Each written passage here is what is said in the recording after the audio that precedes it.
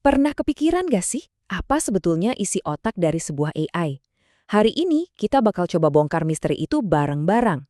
Yup, kita akan bedah anatomi dari algoritma kecerdasan buatan buat ngelihat apa sih yang bikin dia sekeren itu. Soalnya AI itu sering banget rasanya kayak sulap ya kan? Tiba-tiba aja dia bisa kenalin muka orang, nerjemahin bahasa, bahkan bikin karya seni. Tapi ya namanya juga trik sulap, pasti ada rahasia di balik panggungnya. Dan hari ini kita bakal ungkap rahasia itu.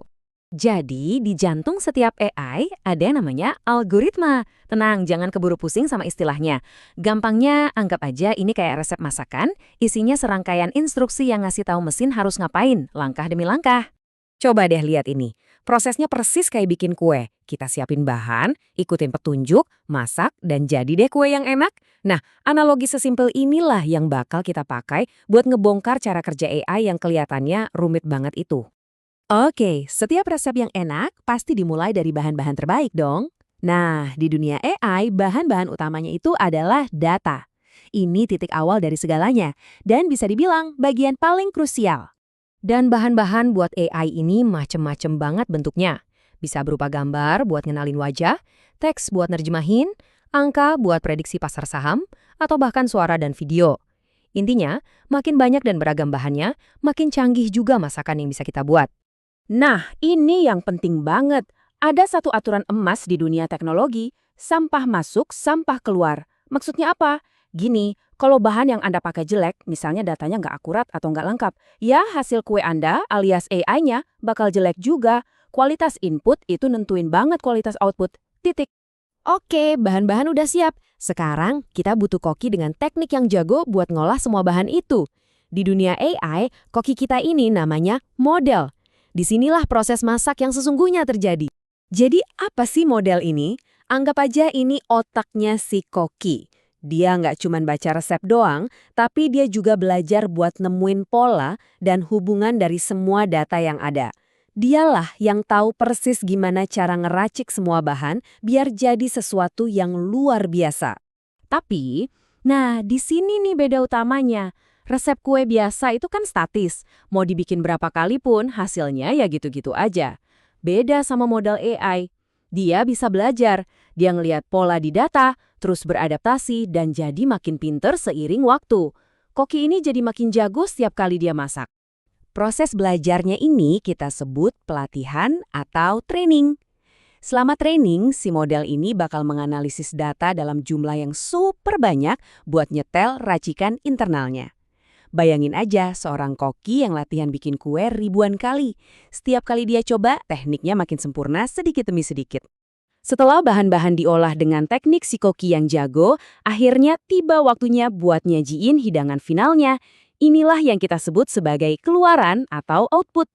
Keluaran ini bisa macam-macam banget bentuknya loh. Bisa berupa prediksi, misalnya apakah sebuah wajah cocok sama yang ada di database, atau bisa juga jadi kalimat yang udah diterjemahin, atau keputusan filter email, ini spam atau bukan. Inilah hasil akhir yang kita tunggu-tunggu. Dan ini intinya, kualitas hasil akhir itu sepenuhnya tergantung sama dua hal tadi.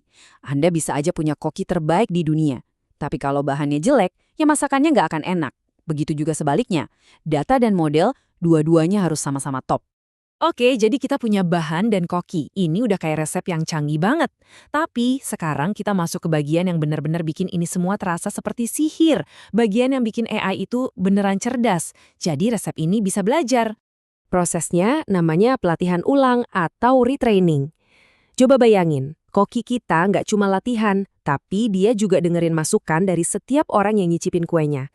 Dia pakai info baru itu buat bikin kue berikutnya jadi lebih enak lagi. Nah, itulah retraining. Dan inilah siklusnya yang keren banget.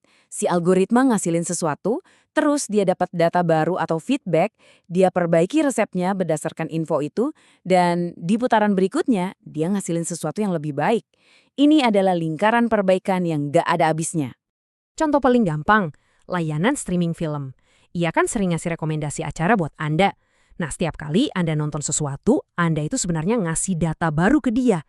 Dia belajar dari pilihan Anda buat nyempurnain rekomendasinya. Makanya lama-lama sarannya makin pas. Itulah resep yang sedang belajar. Oke, Setelah kita bedah semua ini, kenapa sih resep ini penting banget buat kita pahami? Apa kesimpulan dari semua ini? Karena ini dia rahasianya, dari AI yang paling simpel sampai jaringan syaraf yang paling rumit sekalipun, semuanya dibangun di atas 3 pilar ini. Data sebagai masukan, model sebagai proses, dan hasil sebagai keluaran. Kalau Anda paham 3 hal ini, pada dasarnya Anda sudah paham cetak biru dari hampir semua sistem AI di dunia. Nah, sekarang resepnya udah di tangan Anda. Udah bukan sihir lagi kan? Ini adalah sebuah proses yang bisa kita pahami. Pertanyaan terakhir dari saya, dengan pengetahuan ini, kira-kira apa yang akan Anda ciptakan? Terima kasih sudah menyimak.